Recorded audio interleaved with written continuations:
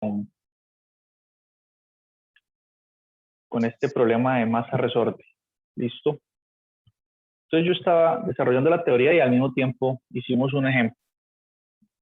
Aunque nos faltó deducir la solución. Sí, yo les dije cuál era, pero no la deduje aquí haciendo las cuentas. ¿Sí? Pero los datos que teníamos eran los siguientes, que es que si usted le aplica una fuerza, o que, mejor dicho, con 8 libras de peso, el resorte se estira 2 pies. ¿Sí? Y de esa forma hemos deducido que la constante de elasticidad del resorte es 4. Así que el cociente entre esas dos magnitudes. Bien. Y después dijimos que, bueno, cada vez vale 4. Me interesa especialmente el valor, el numerito. Y que la masa es un cuarto. Un cuarto de SLU. Estamos usando el sistema inglés.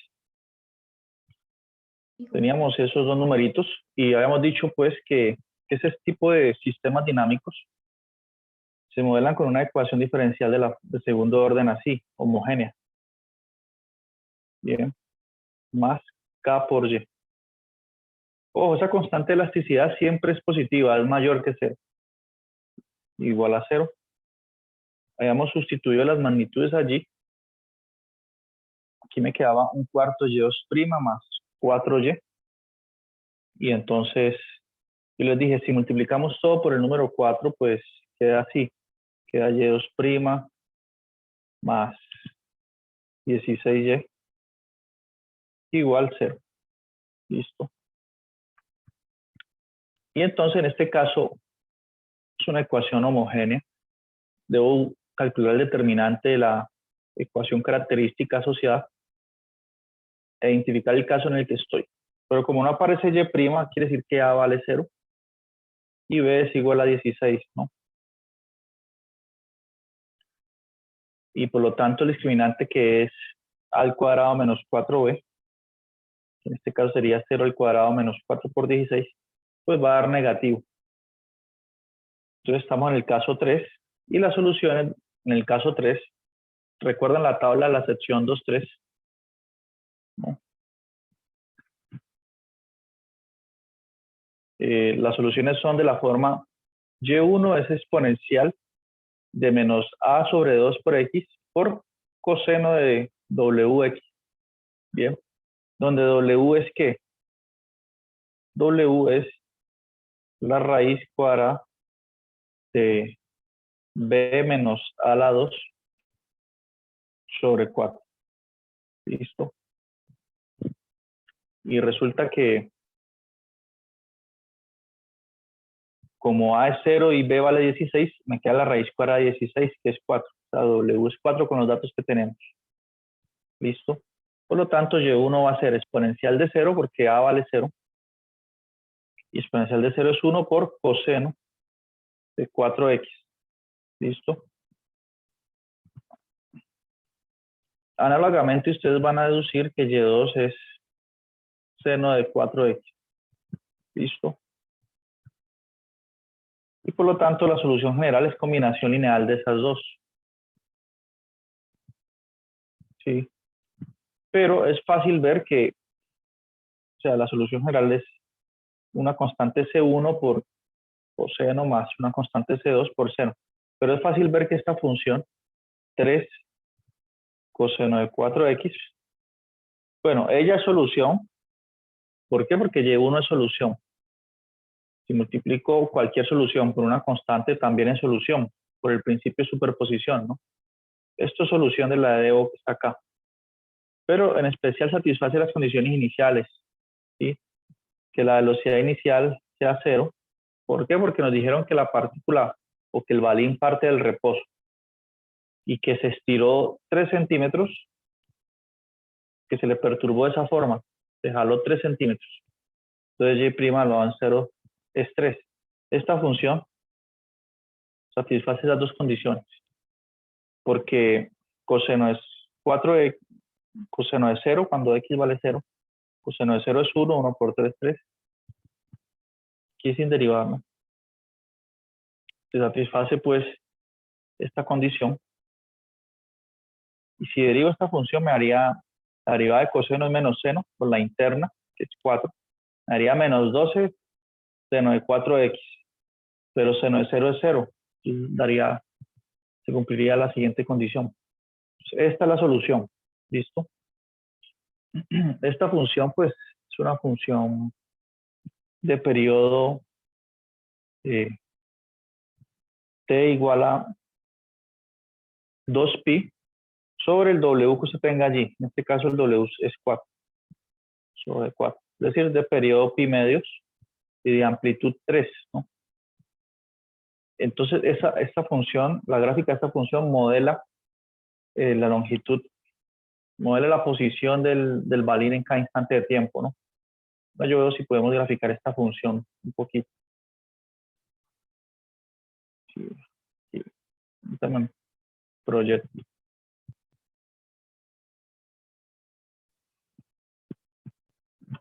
Aquí en GeoGebra Online.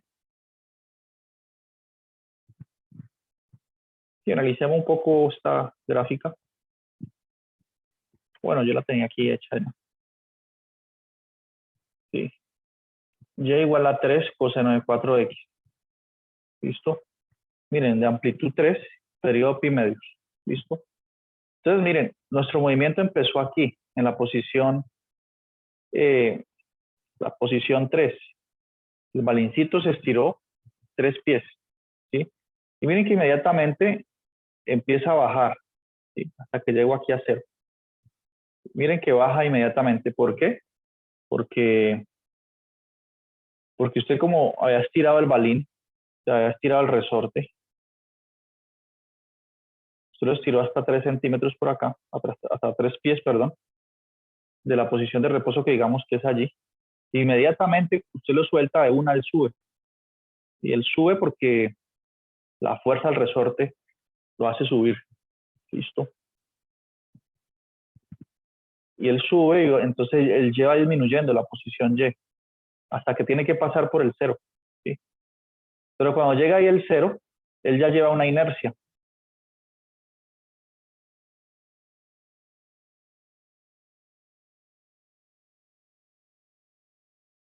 El resorte empieza a comprimirse y luego se expande. ¿Listo? Entonces, eso lo podemos ver en la clase. En la clase no, en la gráfica de GeoGebra. Bien, ese fenómeno oscilatorio. Mírenlo pues aquí. ¿Sí? Entonces, la posición cuando suelto el balín empieza a decrecer hasta que llego a 0. ¿Sí? Eso ocurre los cuantos segundos. Según esto, a los 0,4 aproximadamente segundos, el balín regresa a la posición de reposo, pero por la inercia que lleva, se comprime. Entonces, miren que empieza a dar valores negativos de Y. ¿Por qué? Porque nosotros modelamos de esa forma, ¿no? Cuando él pasa de la posición de equilibrio hacia acá, los valores de Y son negativos. Entonces, él comprime el resorte, él llega hasta menos 3, a los 0,78 segundos. Y luego el resorte actúa de nuevo y lo hace bajar hasta el reposo.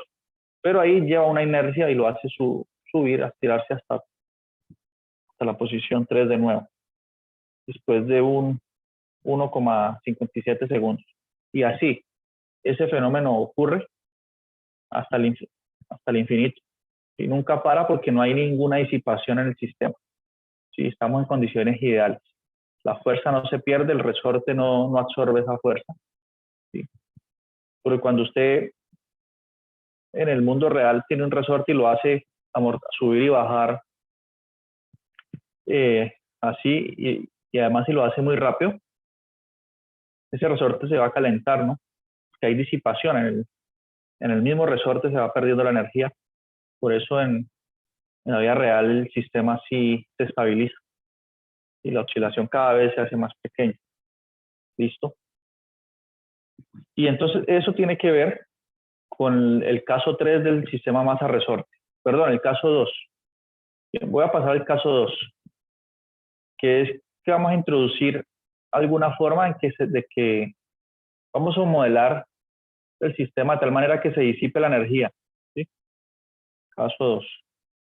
Entonces le vamos a generar una amortiguación al movimiento. ¿Sí? Masa resorte, digamos, amortiguado.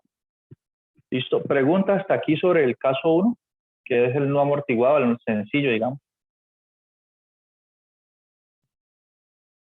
¿O está todo bien o no? Son simples aplicaciones, pues, de las ecuaciones de segundo orden.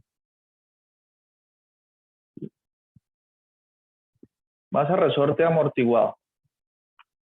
Bien. Entonces, ¿qué es lo que vamos a hacer en ese caso? Bueno, de nuevo consideramos nuestro resortico. ¿Sí? Bueno, yo no soy muy bueno dibujando, pero yo lo trato de hacer lo mejor posible. Entonces, digamos que aquí quedó el resorte, ¿sí? Y vamos a colocar un balde aquí, un tarrito, ¿sí? Un platoncito. Listo. Aquí está la viga.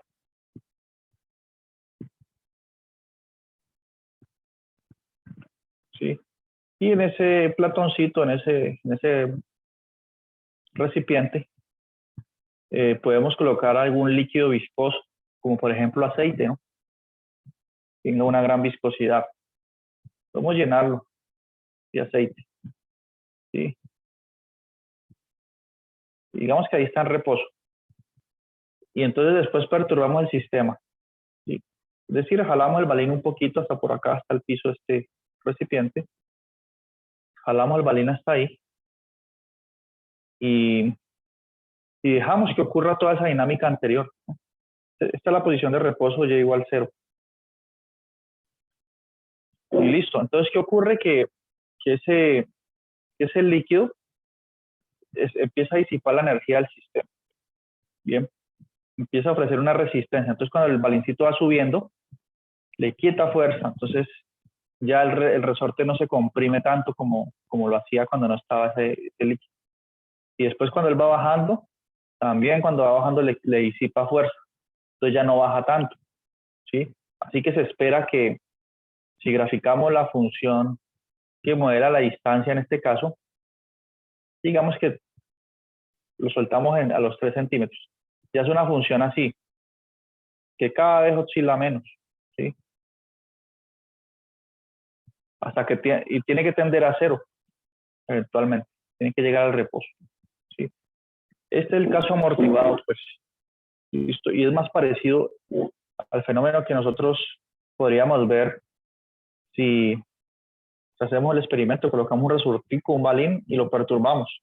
Cada vez la oscilación, la amplitud de la oscilación es más pequeña, más pequeña, más pequeña, hasta que eso se estabiliza. Bien, esto es más realista, este caso amortiguado. Bien. ¿Y cómo se modela? ¿Cómo se configura? Es muy sencillo. ¿Sí? Solamente es involucrar otra fuerza allí, ¿sí?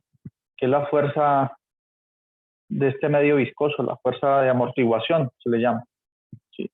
Y esa fuerza, debido a algunas experimentaciones, los físicos deducen que es igual, perdón, que es proporcional a la velocidad instantánea del balín en cada instante de tiempo. ¿Sí? Entonces la fuerza de amortiguación, digamos, es igual a una constante que llamo C por Y'. ¿Sí? Estoy diciendo pues que es proporcional a la velocidad del balín. ¿Ok?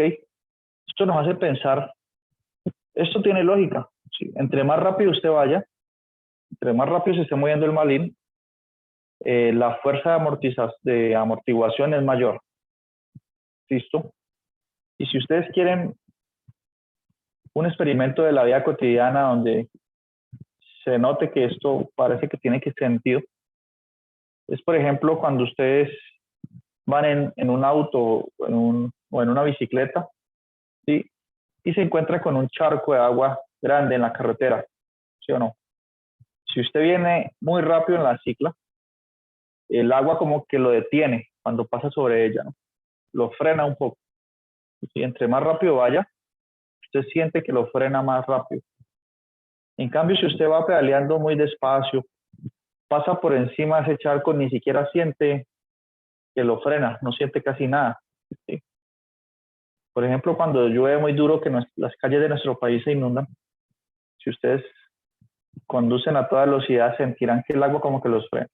Si van a 20 kilómetros no sienten nada, sienten el ruido del agua pasando ahí por el guardabarros y ya. Bien. Entonces, esa idea la captura esta forma de modelar ese fenómeno, ¿no? De la amortiguación, que es proporcional a la velocidad. Bien. Además de eso, esa fuerza de amortiguación es opuesta al movimiento del balín, ¿sí? Si el balín va subiendo, la fuerza de amortiguación iría hacia abajo. Si se opone siempre el movimiento, entonces esto también llevaría a un menos, ¿sí? Por ejemplo, si ustedes ven una velocidad negativa en este sistema, ese menos que indica que a esa velocidad el balín va subiendo, ¿sí? Porque después si esta es la posición de reposo, como hemos llegado hacia acuerdo, hacia arriba están signos negativos y hacia abajo signos positivos, ¿sí?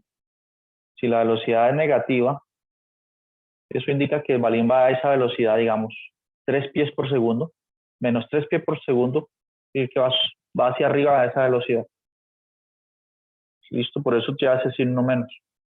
Entonces, ¿cómo modelo el sistema? Nuevamente uso la segunda ley de Newton y digo que la masa por la aceleración del sistema, es decir, m por y 2', que es la aceleración, es igual a las fuerzas que actúan en el sistema. Está la fuerza del resorte, que es menos k por y', más la fuerza de amortiguación, perdón, que es menos k por y, más la fuerza de amortiguación, que es menos c por y', ¿sí? Solo en esto cambia la configuración del modelo. Si reescribo esta ecuación, me quedaría así: m por y2' más k por y, coloquemos c, más c por y' más k por y igual 0.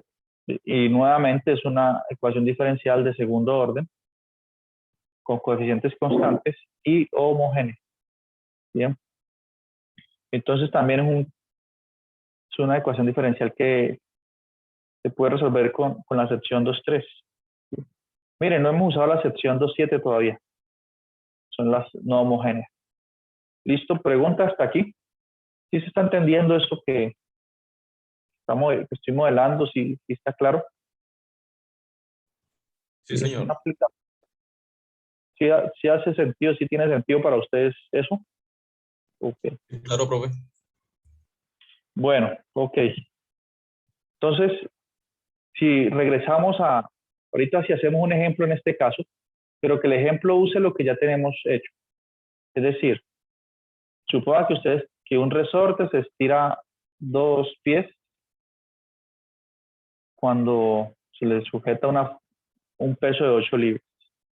Entonces ya sabemos que la constante de elasticidad es 2. Supongamos que parte del reposo. Entonces y' evaluado en 0 es 0. Que parte el reposo cuando se estira hacia abajo 3 pies. Entonces y evaluado en 0 es 3.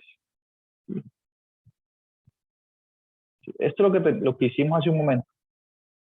¿Sí? Ahorita ya podemos entender esta otra línea de la pregunta del taller. ¿Sí? Porque dice aquí,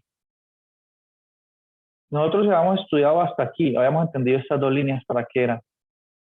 Antes del primer punto, era para hallar la constante de elasticidad del resorte. De aquí, estos dos renglones sombreados nos servían para encontrar las condiciones iniciales de la EDO. ¿Sí? Ahora ya podemos entender eso. ¿Sí?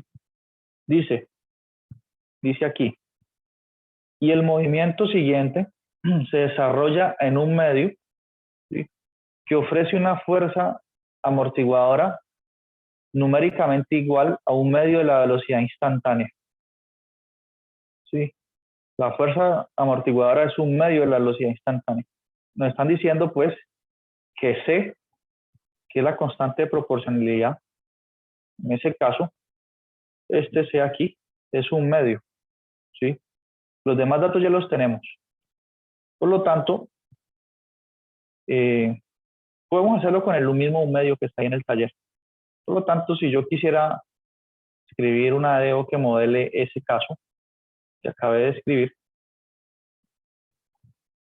usando una parte de lo que ya tenemos hecho antes, sería así.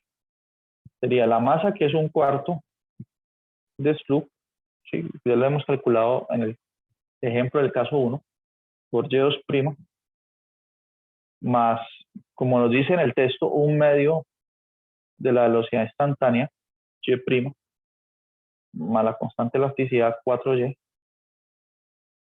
igual 0. ¿Sí? Y las condiciones iniciales igual que antes. ¿Sí? En eso cambiaría la EDO, que modela el sistema masa resorte amortiguado. ¿Sí? Entonces, ¿qué hay de nuevo? No solamente que aparece este término, un medio de Y', antes no aparecía.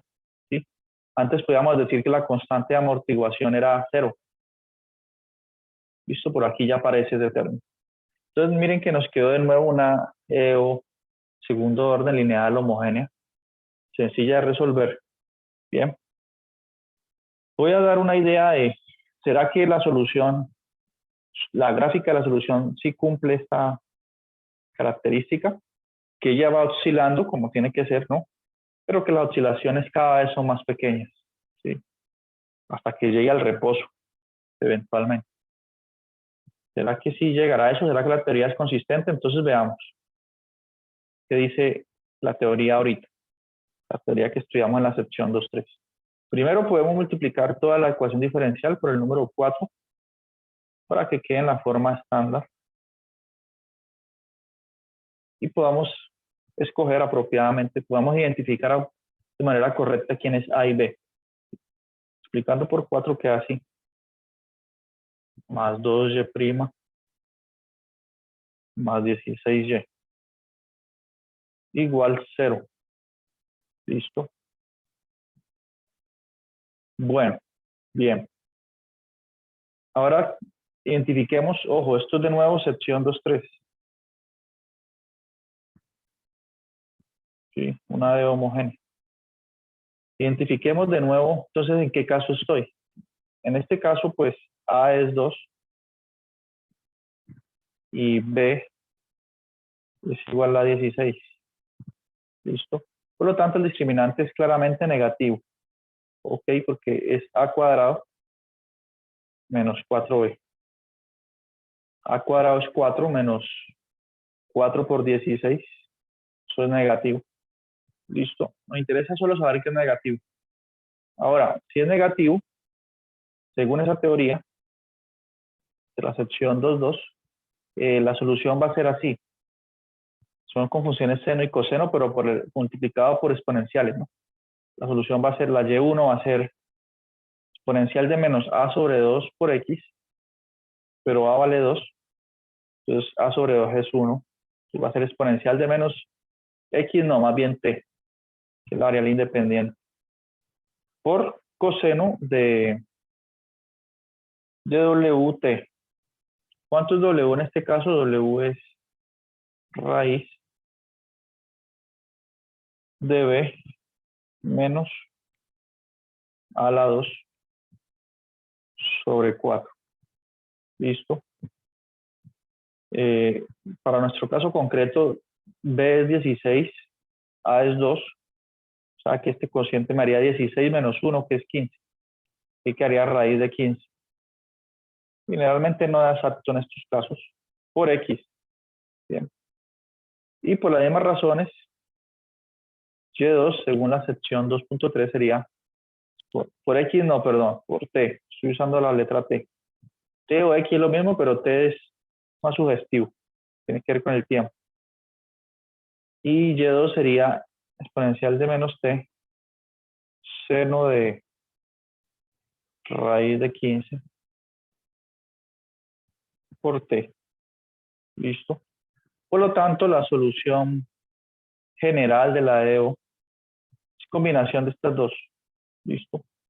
Una combinación lineal de ellas dos. Fíjense que esa combinación lineal, sacando de factor común e a la menos t, se puede escribir así.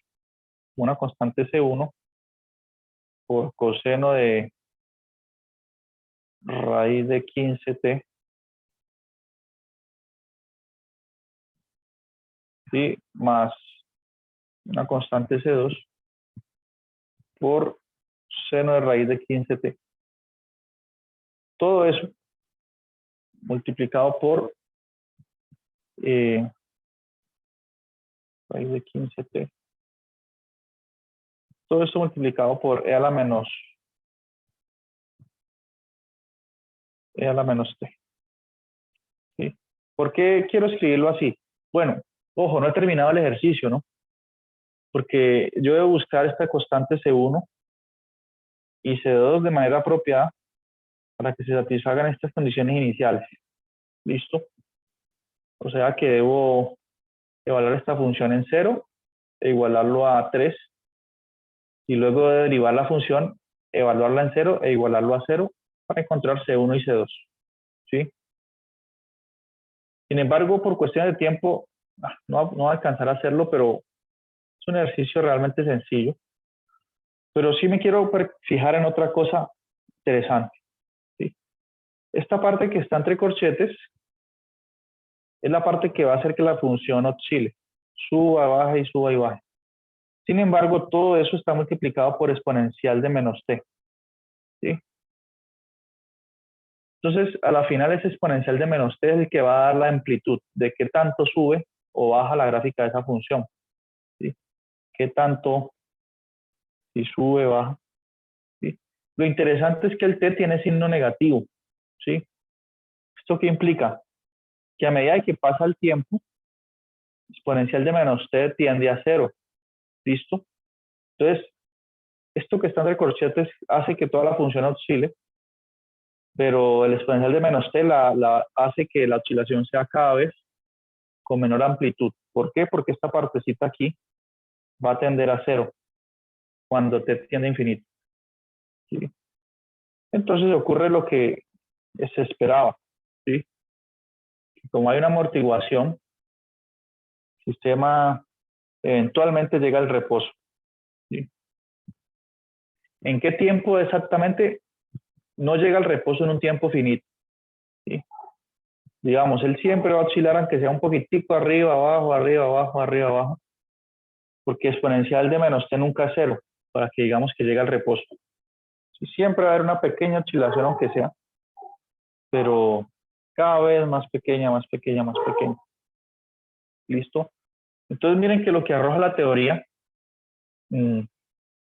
es consistente con el fenómeno físico que nosotros estamos viendo. ¿Sí?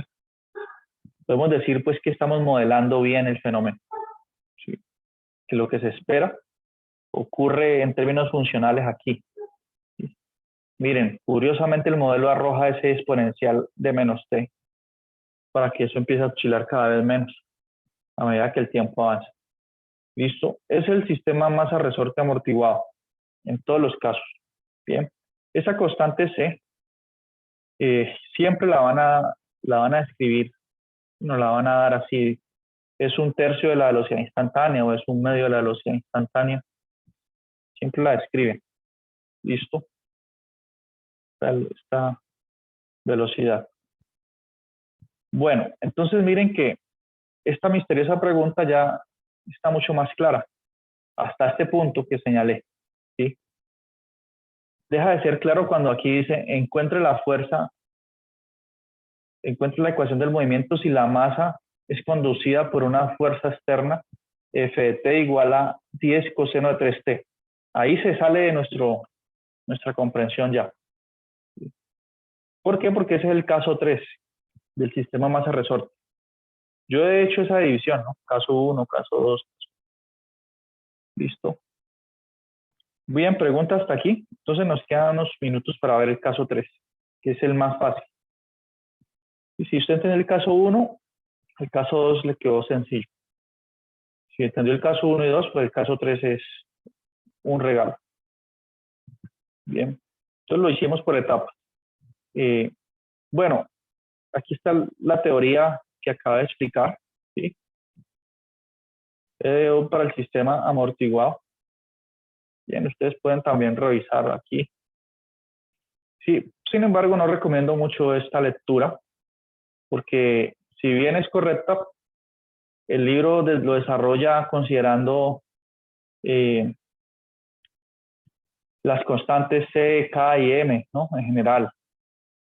Y encuentra el lambda 1 y lambda 2, las soluciones, pues, en general. Y entonces, él hace unas distinciones, ¿no?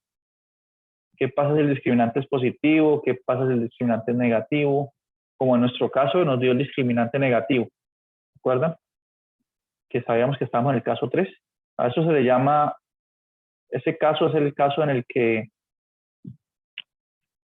hay poca amortiguación, ¿sí? Entonces el sistema alcanza a oscilar. ¿Sí? Cuando esta raíz cuadrada aquí da 0, digamos que es un momento crítico de amortiguación, pues. ¿Y eso qué implica? Que la solución es una función exponencial que crece rápidamente. Y que el sistema no alcanza ni a oscilar, ¿sí? La amortiguación es tan grande que va para 0 casi inmediatamente. Como que el resorte alcanza a estirarse un poquito y ya se quedó en estado de equilibrio. Y lo mismo pasa en el caso 1, perdón, que hay exceso de amortiguación.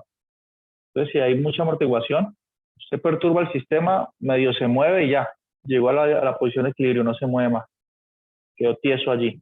¿Sí? El caso más interesante es el que acabamos de resolver. ¿Sí? Él hace toda esa distinción, etcétera.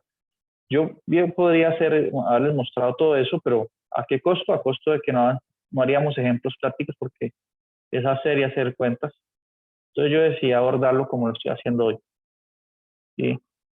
Ya nosotros identificamos el caso con los números que tengamos y ya. Y el último caso es después de la sección 2.7. ¿Sí? Porque ya nos va a quedar una DO no homogénea. Es después de la sección 2.7 que se estudia ese caso. O sea que ese caso es de la sección 2.8. Pero es realmente sencillo, en 2 palabras lo entenderemos. Y aquí, listo. Es este caso. Una oscilación forzada, ¿sí?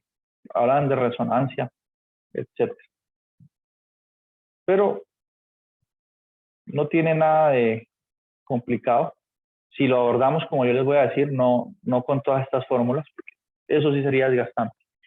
Bien. Entonces, la situación es que usted considera ahorita un sistema masa resorte amortiguado y además de eso, le va a colocar una fuerza artificial perturbando el sistema todo el tiempo. ¿Sí? Eso es lo que llamamos una fuerza externa. ¿Sí? Esa es la única consideración adicional. Entonces tenemos nuestro resorte. ¿Sí? Aquí tenemos el balincito. Podemos colocarle una amortiguación aquí como un líquido viscoso. ¿Sí? Y encima de eso, perturbar el sistema todo el tiempo. ¿Sí? Es decir, que el sistema estaría sometido a una fuerza que a veces apunta hacia arriba, otras veces hacia abajo. ¿Sí? Puede ser, por ejemplo, imagínese que usted coloca ahí su propia mano, ¿no? Y en un cierto momento lo hace subir, lo hace bajar, lo hace subir, lo hace bajar. ¿Sí? Entonces aparece una fuerza externa, una perturbación que está ahí todo el tiempo. Y esa fuerza externa generalmente son funciones periódicas, ¿no? Como la función seno, coseno, con alguna amplitud aquí y alguna frecuencia W allí. ¿Sí? Son funciones de este estilo. Entonces, ¿cómo se modela ya ese caso? Pues sencillo. Sería decir que la masa por la aceleración es, por la ley de Newton, segunda ley de Newton, es igual a la suma de todas las fuerzas que actúan en el sistema. ¿Qué fuerzas actúan? La fuerza del resorte. Entonces esa es menos K por Y. ¿Qué otra fuerza actúa? La fuerza de amortiguación, que esa es menos C por Y2'. ¿Qué otra fuerza, por Y', perdón? ¿Qué otra fuerza actúa? Ah, no, pues que hay una fuerza externa que está todo el tiempo ahí perturbando el sistema. Entonces súmela. ¿Cuánto vale ella? Pues vale F de T. Entonces más F de T. ¿Listo? ¿Cómo queda la EO cuando la organizo? Queda de esta forma. M por Y2' más C por Y' más K por Y Bien.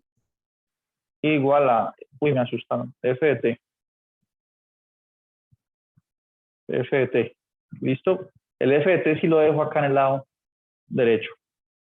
Esta DO modela ese sistema. ¿Sí? Y miren que ya no es no homogénea. ¿Sí? Por eso requiere la sección 2.7. ¿Listo?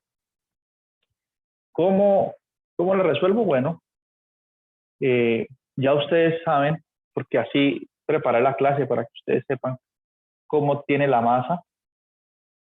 La constante C no la dice en el texto. La constante elasticidad del resorte se obtiene dividiendo el peso sobre la longitud que desplazó el resorte, que estiró el resorte, y la función F de T la dan, ¿no? Entonces usted lo que tiene que resolver a la final para hacer ese ejercicio es esa DO de segundo orden no homogénea, ¿sí? Ese es el caso 3. Bien, entonces ya ustedes tienen que hacer que, por ejemplo, aquí ustedes deben hallar su constante de elasticidad, sería 16 dividido 8 tercios.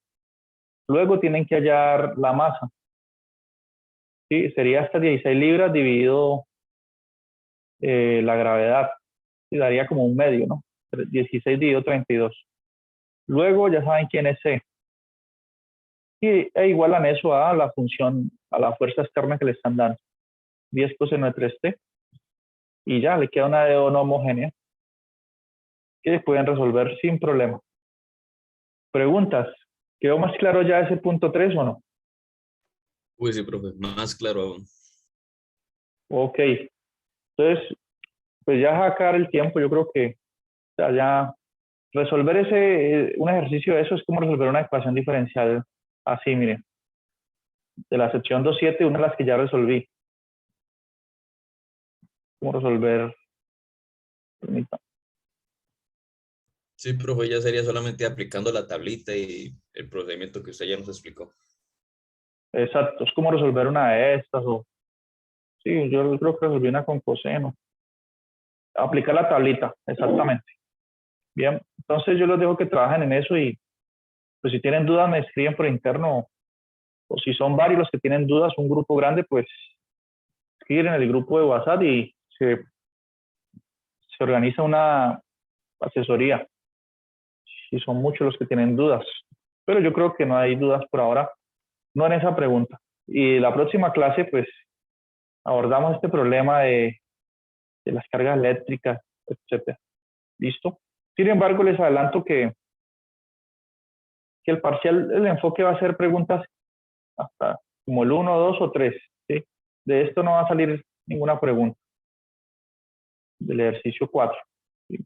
Es otra aplicación, es una curiosidad que podemos hacerla en el taller, pero que no deben preocuparse pues por estudiar esto para el parcial porque no va a salir una pregunta así. ¿Listo? Listo, profe. Entonces, se puede enfocar en los primeros 3 puntos.